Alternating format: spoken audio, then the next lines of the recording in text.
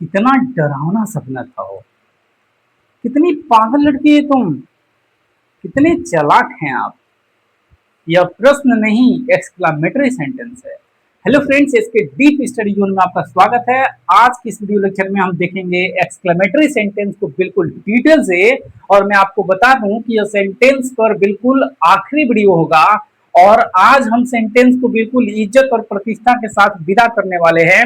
लेकिन ध्यान रखिएगा, यदि आपने इसकी इज्जत के साथ खिलवाड़ किया होगा तो आपकी इंग्लिश के साथ खिलवाड़ हो जाएगी। इस बात को याद रखिएगा।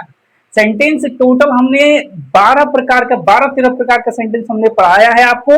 और सेंटेंस को डिटेल से पढ़ना कितना जरूरी हो सकता है वो वही बता सकता है जो इंग्लिश को सीखा है ना। आप कोई भी कहानी वगैरह या कुछ भी लिखा हुआ है, कोई मैगजीन हो, न्यूज़पेपर हो, कुछ भी हो, यदि आप उसका हिंदी करना चाहते हैं तो सेंटेंस का टाइप आपको पहचानना बहुत जरूरी है, वरना आप सेंटेंस का सही मीनिंग नहीं कर पाएंगे। इस टेलर को यदि आप देखना चाहते हैं तो आप सेंटेंस के हमारे फर्स्ट वीडियो में जाइए, वहां से पता चल जाएगा ये सेंटेंस कितना इंपॉर्टेंट हो सकता है। तो इसलिए आखिरी वीडियो है तो मैं थोड़ा सा इंपॉर्टेंस की चर्चा कर रहा हूं, वरना ये सारी बातें मैं पहले फर्स्ट वीडियो में अपना बता चुके हैं। हमने सेंटेंस को टेंस के आधार पे 4 प्रकार के पढ़ाया, हमने मीनिंग के आधार पे 5 प्रकार के पढ़ाया, क्लाउज के आधार पे 4 प्रकार के पढ़ाया। इस प्रकार से टोटल 13 प्रकार के सेंटेंस का मैंने वर्णन किया है बिल्कुल डिटेल के साथ। और आज आखिरी सेंटेंस एक्सक्लामेटरी सेंटेंस में सूचक वाक्य कहते हैं, इसको हम बिल्कुल डिटेल से देखने वाले हैं। ये टेंस से पहले की सीरीज का ये लास्ट वीडियो है और इसके बाद हो सकता है कि आपका टेंस स्टार्ट हो जाए। कुछ बेसिक चीजें और भी होंगी एक दो, और उसके बाद हम टेंस को स्टार्ट करेंगे। और टेंस को शुरू करने से पहले इतना लंबा चौड़ा आपको हमने क्यों घुमाया है, क्योंकि टेंस को इस कदर पढ़ाना है कि टेंस कभी जीवन में दोबारा पढ़ने की जरूरत न पड़े। और ये टेंस जो होता है वह इंग्लिश का बैकबोन होता है। कहा जाता है कि tense is the backbone of English grammar. और यदि आप टेंस कमजोर पड़ गए आप टेंस में, तो ये समझ लीजिए आपकी पूरी इंग्लिश कमजोर पड़ जाएगी। तो चलिए देखते हैं कि यहाँ पर एक्सक्लेमेटरी सेंटेंस का डेफिनेशन क्या है। सबसे पहले इसको देख लेते हैं। यहाँ पर देखिए लिखा हुआ है कि a sentence that comes in our mind all of a sudden it is called exclamatory sentence. कह रहा है कि कोई भी ऐसा वाक्य जो हमारे दिमाग में अचानक से आ जाता है उसे हम लोग एक्सक्लेमेटरी सेंटेंस कहते हैं। यहाँ पर जैसे हम एग्जाम्पल देंगे तो आप बेहतर समझ पाएंगे। जैसे हमने बोला कैसा सपना था वो, कैसी लड़की तू हो तुम। ऐसे मैंने कहा कि कितने चालाक हैं आप। तो ये सेंटेंस आप सोच के नहीं रखते हैं, अचानक से किसी की हरकत या कोई चीज वैसा दिखता है तो आप जो है उस तरह का सेंटेंस बोल जाते हैं। तो ये एक्सक्लेमेटरी सेंटेंस का इस एग्जाम्पल के साथ हम आपको बताएंगे, बनाना भी बताएंगे। बस हमारे साथ इस वीडियो के लास्ट तक बने रहिए। यहाँ पे एक टर्म और भी लिखा हुआ है, इंटरजेक्शन। ये इंटरजेक्शन थोड़ा समझ लीजिए क्योंकि इसी से रिलेट करता है। यहाँ पे कह रहे हैं कि interjection is a word, an interjection एक शब्द होता है दैट जो comes in our mind all of a sudden, जो हमारे दिमाग में ये भी अचानक से ही आता है। बशर्ते इन दोनों में अंतर यह है कि अपने आप में एक सेंटेंस है और ये अपने आप में एक सिंगल वर्ड है। देखा है कि ये भी हमारे दिमाग में अचानक से आता है and with the help of, और इसकी सहायता से we can make a exclamatory sentence, और इसकी सहायता से हम एक्सक्लेमेटरी सेंटेंस भी बना सकते हैं। अब इस तरह के वर्ड्स यहाँ पे लिखे हुए हैं, जैसे हुर्रे। जब आपको कोई खुशी होती है तो आप हुर्रे बोलते हैं, ब्रेवो, वाव, एलॉस, वाउच, इस तरीके के वर्ड्स हम लोग बोलते हैं। कोई सुख, कोई दुख, कोई सरप्राइज, इस तरह के अलग अलग भाव को ये दिखाते हैं सभी वर्ड्स। और ये हमारे दिलो दिमाग में अचानक से आते हैं। ऐसा नहीं है कि हमने सोच के रखा है कि कोई छक्का चौका मारेगा तो हम बोलेंगे हुर्रे, ऐसा कुछ नहीं है। ये अचानक से आपके दिमाग में आ जाता है। जब कोई वर्ड की बात करेगा जो आपके दिमाग में अचानक से आएगा तो उसे इंटरजेक्शन बोलेंगे। जब एक सेंटेंस की बात किया जाएगा जो आपके दिमाग में अचानक से आ गया तो समझ जाइए उस समय एक्सक्लेमेटरी सेंटेंस कहेंगे। इसको हम डिटेल में समझने वाले हैं, आप चिंता ना करें। अब यहाँ पे एक्सक्लेमेटरी सेंटेंस को आप अच्छे से समझना चाहते हैं और आप अपने दैनिक जीवन में स्पोकन में यूज करना चाहते हैं तो यहाँ पे कुछ की पॉइंट्स लिखा हुआ है। पहले इस की पॉइंट्स को समझ लेते हैं। यहाँ पे देखिए सबसे पहला की पॉइंट्स कह रहा है कि एक्सक्लेमेटरी सेंटेंस के अंत में हमेशा एक्सक्लेमेशन मार्क, मतलब ये मार्क दिख रहा है ना, करेक्ट का प्रयोग किया जाता है। आगे दूसरा कह रहा है कि एक्सक्लेमेटरी सेंटेंस की शुरुआत सामान्यतः व्हाट या हाउ से होती है। और कमाल की बात यह है कि ये फिर भी ये कोई प्रश्न नहीं करता। कोई प्रश्न नहीं करने का मतलब क्या है, जैसे व्हाट का मतलब क्या आपने पढ़ा है, what is your name, what is your father name, what is your school name, इस तरह से पढ़ा है आपने ना। जैसे हाउ आर यू, आप कैसे हैं, ये प्रश्न कर रहा है तो कह रहे कि व्हाट या हाउ से एक्सक्लेमेटरी सेंटेंस से शुरू होते हैं, लेकिन कमाल की बात है कि ये प्रश्न नहीं करते हैं, और इसका हिंदी यहाँ पर कैसा, कैसी, कैसे, कितना, कितनी, कितने होता है। किसी का हिंदी कुछ भी हो जाएगा अकॉर्डिंग टू सिचुएशन। व्हाट की हिंदी कितना, कितने, कितने, कैसा, कैसी, कैसे, या फिर हाउ की हिंदी कितना, कितने, कितने, कैसा, कैसी, कैसे हो सकता है। ये सेंटेंस में जब यूज करेंगे तब प्रयोग के आधार पर आप समझ पाएंगे कि कहाँ पे क्या हिंदी होगी। अगला नोट यहाँ पे देखिए आ रहा है कि व्हाट के साथ हमेशा एक नाउन, जबकि हाउ के साथ हमेशा एक एडजेक्टिव का प्रयोग हुआ रहता है, या फिर करते हैं करेंगे। तथा यदि व्हाट के बाद आने वाला नाउन सिंगुलर होता है तो उससे पहले आर्टिकल भी एन का प्रयोग किया जाता है। ये नहीं समझे तो मैं फिर से समझा देता हूं। एक और रहा है कि वर्ड के साथ हमेशा एक नाउन, जब भी सेंटेंस वर्ड से बनाइएगा तो वर्ड से तभी बनेगा जब सेंटेंस में नाउन का प्रयोग होगा, और हाउ से तब बनेगा जब सेंटेंस में एडजेक्टिव का प्रयोग होगा, और जिसमें वर्ड का प्रयोग होगा उसमें नाउन होगा, और यदि वो नाउन सिंगुलर होगा तो उससे पहले आर्टिकल एन का प्रयोग भी किया जाएगा। अगला और आखिरी यहाँ पे देखिए पॉइंट है, कह रहा है कि जिस वाक्य में नाउन तथा एडजेक्टिव दोनों का प्रयोग किया गया रहता है उस वाक्य को व्हाट या हाउ दोनों से बनाया जा सकता है। तो चलिए चलते हैं नेक्स्ट स्लाइड पे। आई होप इस स्लाइड में कोई दिक्कत नहीं हुआ होगा। इसमें हमने केवल परिभाषा बताया है कि एक्सक्लेमेटरी सेंटेंस किसे कहते हैं, इंटरजेक्शन किसे कहते हैं, इसे कैसे रिलेट करता है, और यहाँ पे एक्सक्लेमेटरी सेंटेंस से रिलेटेड कुछ की पॉइंट्स बताए हैं। और इतनी बातों को आप ध्यान में रखिए, और चलते हैं नेक्स्ट स्लाइड पे और इसके स्ट्रक्चर देखते हैं, फिर सेंटेंस देखते हैं कि कैसे हम इसको अपने दैनिक जीवन में यूज कर सकते हैं।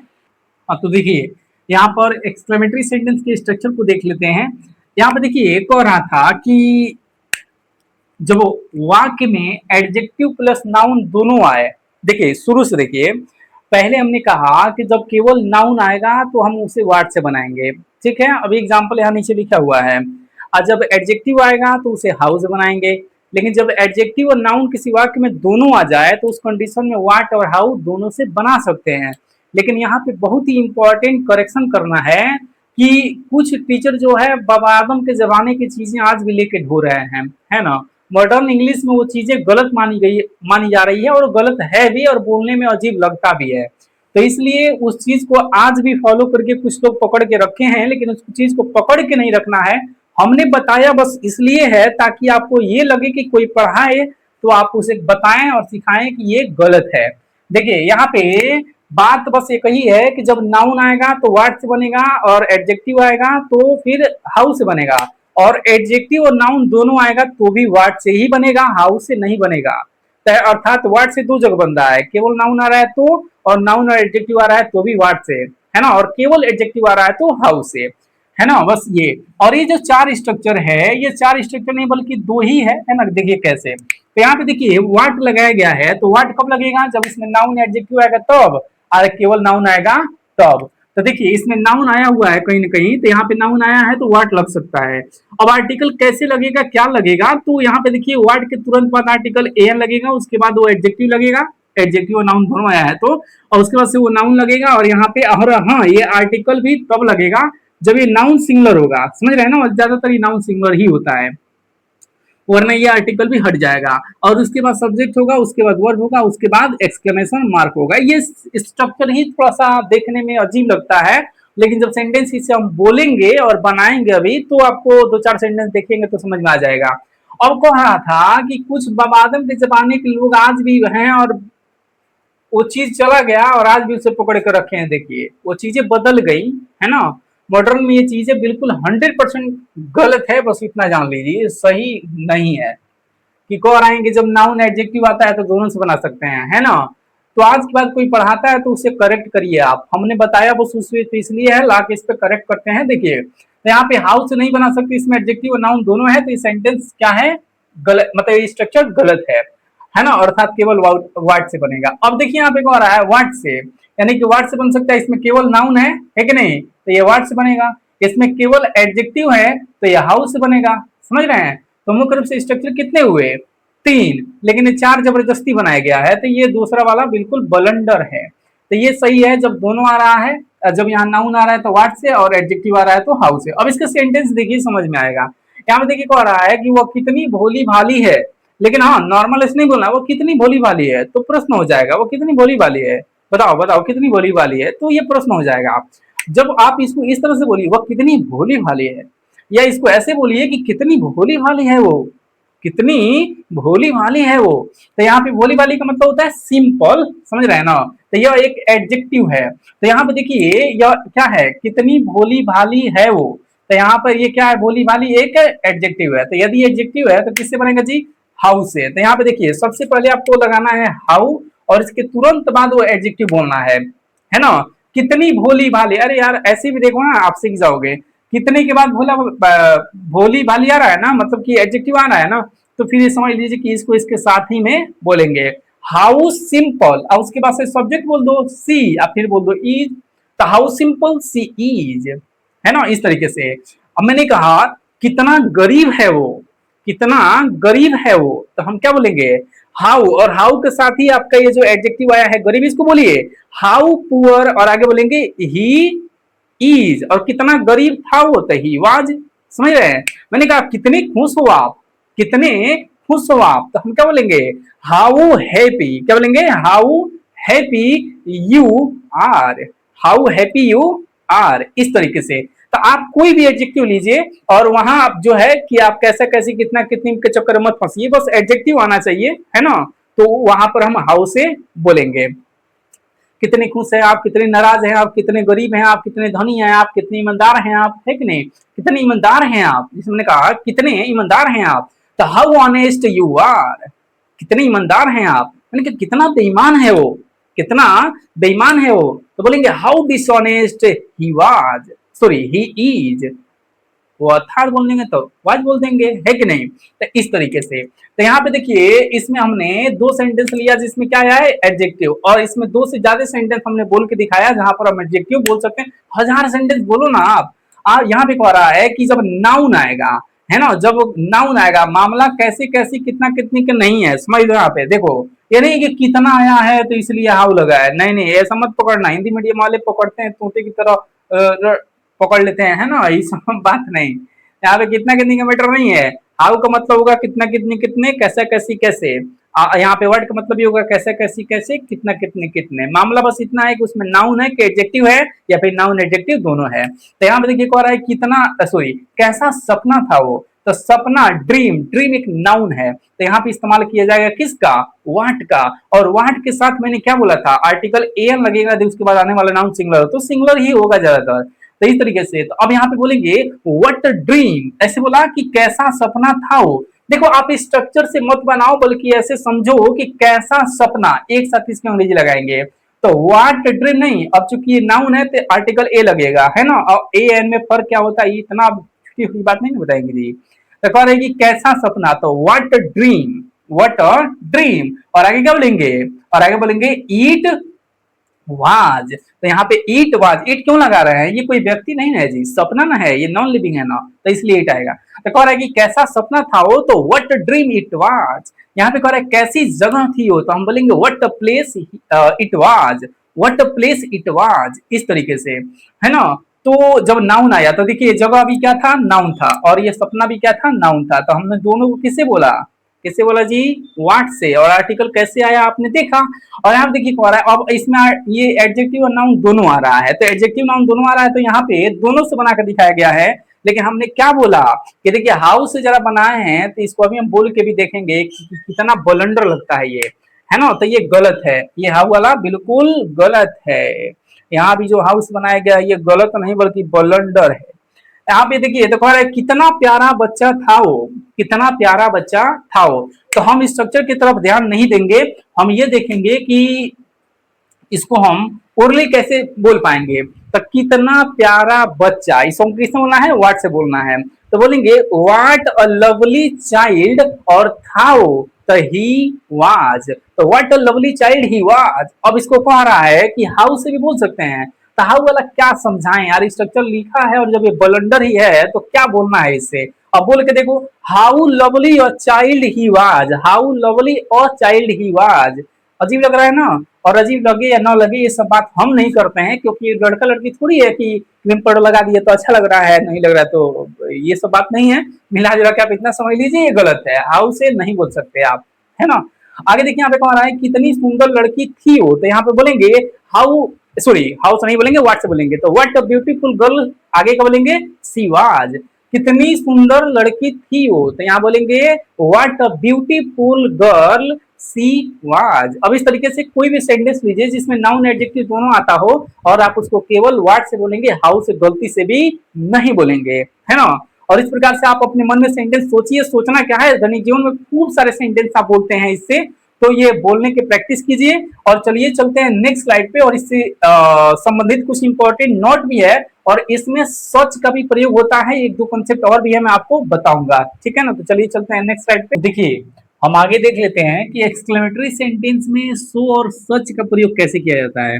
तो मैं आपको बता दूं कि सो और सच का यूज ऐसा, ऐसी, ऐसे, इतना, इतनी, इतने के अर्थ में किया जाता है। जब एक्सक्लेमेटरी सेंटेंस बोला जाएगा, कोई ऐसा वाक्य, ऐसे समझिए कि कोई ऐसा वाक्य बोला जाए जिसमें ऐसा, ऐसी, ऐसे, इतना, इतने, इतने का प्रयोग किया गया हो, और वो सरप्राइज या फिर मतलब एक्सक्लेमेटरी होता क्या है, एक्सक्लेमेटरी होता वही है ना कि जिसको सुनने से लगे कि इसमें कोई सरप्राइजिंगली बिहेव किया गया है कि नहीं। तो एक्सक्लेमेटरी सेंटेंस होते हैं जो हमारे दिल दिमाग में अचानक से आ जाते हैं, इस तरह के सेंटेंस, है ना। या बोलने वाले सामने से लगे कि सामने वाला कुछ इस तरह से दिखा रहा है या वो अजीब थोड़ा सा बोल रहा है ना, तो सरप्राइज जैसा बोल रहा है, मिला जुला कर बस इतना समझिए। देखिए यहाँ पे लिखा है कि यहाँ पर सो तथा सच का हिंदी ऐसा, ऐसी, ऐसे या इतना, इतनी, इतने होता है।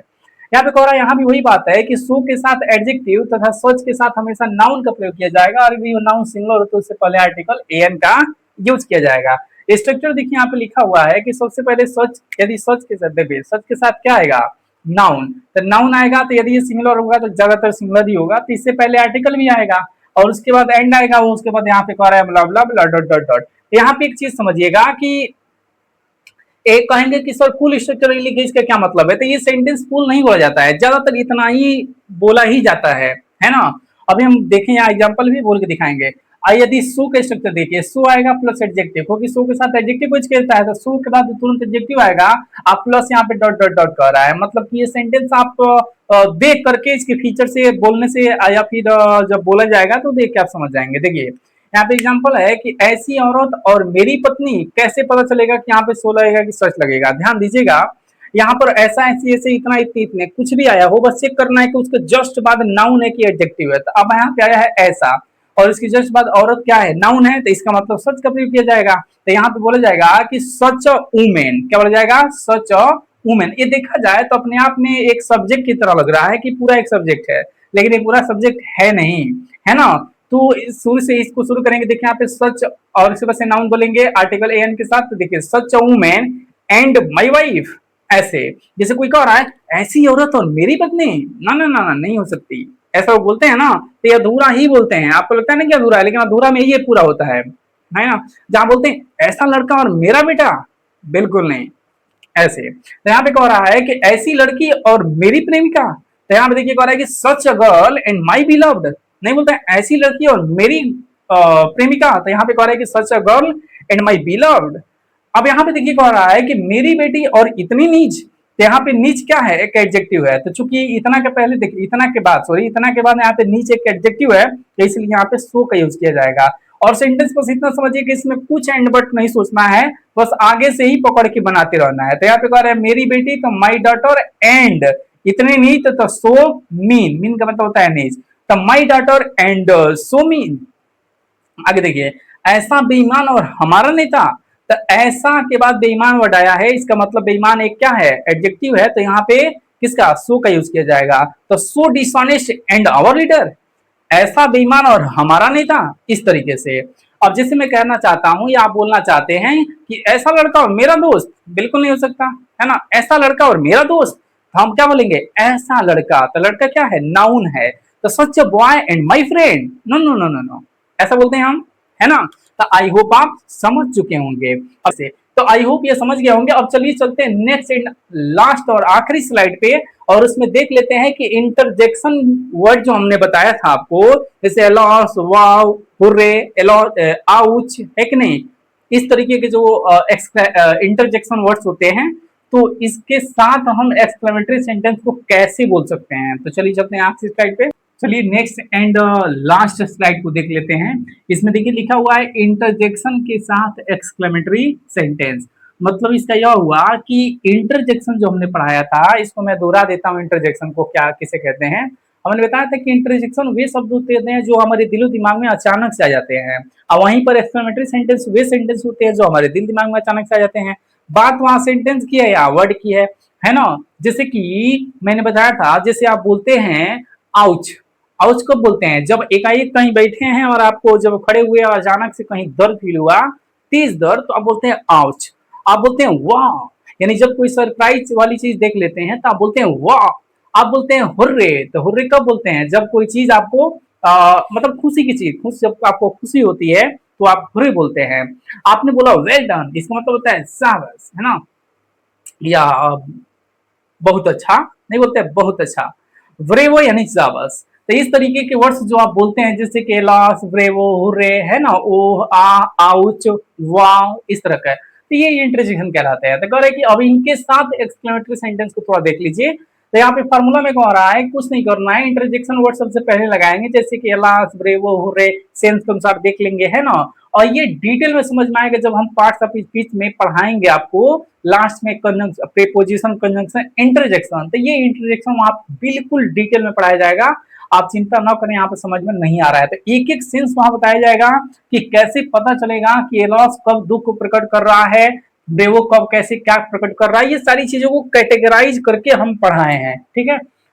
सॉरी, मतलब पढ़ाएंगे। तो यहाँ पे देखिए कह रहा है कि इंटरजेक्शन वर्ड सबसे पहले लगाएंगे, उसके बाद हम सेंटेंस डायरेक्ट कह रहा है कि देखिए इंटरजेक्शन वर्ड है तो इसके तुरंत बाद एक्सक्लेमेशन मार्क लगा लेंगे, और इसके बाद डायरेक्ट यहाँ पे सेंटेंस लिखा है ना। मोटा मोटी समझ लीजिए कि सेंटेंस आएगा, है ना। अब यहाँ पे एक नोट लिखा है, अभी एग्जाम्पल से आप समझेंगे। यहाँ पे कह रहा है कि इस तरह के वाक्यों की अनुवाद ज्यादातर प्रेजेंट परफेक्ट टेंस की मदद से की जाती है, इस बात को याद रखिएगा, मोटा मोटी याद रखिएगा। अब प्रेजेंट परफेक्ट क्या होता है, यदि आपने टेंस नहीं पढ़ा है तो थोड़ा सा देख लीजिए कि सब्जेक्ट प्लस हैज या have plus V3 plus other word, है ना। जो बच्चे टेंस पढ़े होंगे वो जानते होंगे, है ना। इसे कहते हैं प्रेजेंट परफेक्ट टेंस, जहाँ सिंगुलर गवा है, जहाँ प्लूरल गवा है। सब्जेक्ट प्लूरल सिंगुलर की बात कर रहे हैं। अब बाकी चीजें नहीं समझ में आ रहा तो कोई दिक्कत नहीं, हम टेंस पढ़ाएंगे, ये टेंस से पहले का बेसिक है, यहाँ पे बहुत ज्यादा जोर नहीं देना है। चलिए एग्जाम्पल देखते हैं। यहाँ पे एग्जाम्पल लिखा हुआ है, जैसे कि वाह तूने बहुत अच्छा किया। तो यहाँ पर वाह तूने बहुत अच्छा किया, ये सेंटेंस को पढ़ के इसके फीचर से समझ में आ रहा है कि यहाँ पे कहीं ना कहीं बात किसी को चापसी देने की हो रही है। आप बोलते हैं शाबाश तूने अच्छा किया, वाह। तो यहाँ पे लगाया हमने ब्रेवो, है ना, ब्रेवो। अब मैंने क्या बोला कि वर्ड का सिलेक्शन यदि आप नहीं कर पा रहे हैं कि कब ब्रेवो कब एलॉस, तो आप चिंता का विषय नहीं है ये, क्योंकि आपने अभी ये पढ़ा ही नहीं है। ये पार्ट ऑफ में डिटेल में आएगा इंटरसेक्शन, ठीक है। तो यहाँ पे हो गया ब्रेवो, और आगे देखिए सेंटेंस किसमें होगा जी, तो हमने बोला बिना एंड वर्ड दिमाग लगाए ये प्रेजेंट परफेक्ट टेंस की मदद से बनता है, तो प्रेजेंट परफेक्ट टेंस की मदद से बना दिया गया यू हैव डन वेल। अब आगे देखिए कह रहा है कि शाबाश तूने प्रथम श्रेणी के अंक प्राप्त किए। तो यहाँ पे ब्रेवो, है ना, ब्रेवो। देखिए यहाँ पर ब्रेवो के जगह पे हम वेल्डन भी लगा सकते थे, इस बात को याद रखिएगा, ठीक है ना। यहाँ पे हम वेल्डन भी कह सकते हैं, well done, well done, you have done well, है ना। क्योंकि ये वेल वेल रिपीट हो रहा है इसलिए इसको नहीं लगाए हैं, है ना। ज्यादा अच्छा होगा कि आप ब्रेव लगा लें, तो brave you have done well, नहीं तो बोलेंगे well done you have done well. तो यहाँ पे चूंकि डन वेल आ रहा है इसलिए थोड़ा सा ये अच्छा नहीं होगा, वरना हम चाहे तो यहाँ वेल डन भी लगा सकते हैं।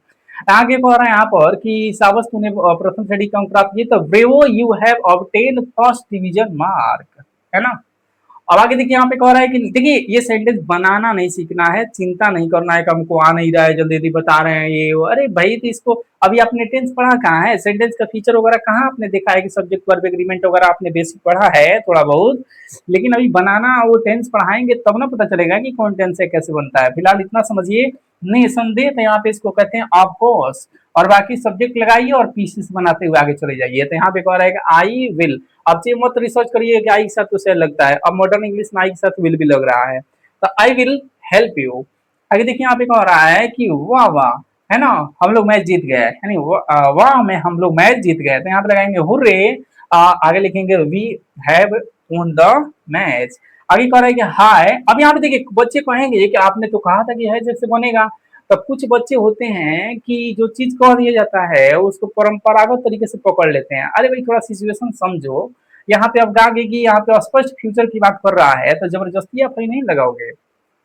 यहाँ देखिए, करे कि हाय वह बर्बाद हो गई, यानी इसका मतलब है दुख की बात है कि वो बर्बाद हो गई। तो यहाँ पे दुख के लिए हम लोग क्या लगाते हैं, एलॉस। तो यहाँ पे देखिए हमने एलॉस का प्रयोग किया और उसके बाद से फिर आप यहाँ पे सोचोगे कि यहाँ पे है जब नहीं लगा, तो बाबू ये पैसिव का सेंटेंस है ना। फिलहाल इतना समझ लीजिए। और ये कैसे इस जमात से बना है, जब से क्यों नहीं बना, तो इसके लिए इसका जवाब बस यही है कि ये पैसिव है। अब चूंकि पैसिव है तो इजमार कैसे आया, तो ये एक्टिव पैसिव का वीडियो हमारा देखिए, वाइस हमने बहुत डिटेल से पढ़ा रखा है।